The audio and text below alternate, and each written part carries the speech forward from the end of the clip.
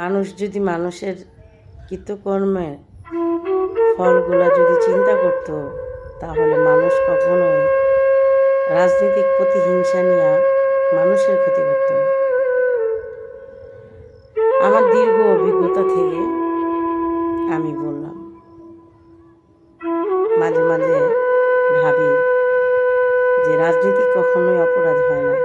অপরাধ হয় সেই মানুষটা কোন দল করতেছে, কোন দলের কর্মী, কোন দল থেকে সে নেতৃত্ব দিচ্ছে। জীবনের অনেকটা সময়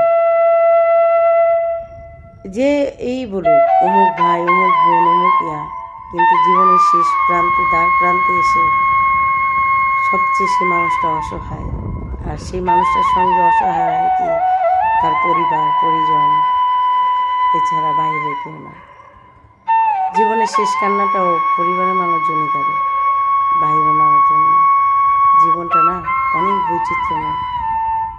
তাই মাঝে মাঝে বলতে ইচ্ছে করে রাজনৈতিক মানুষের কোনো আপনজন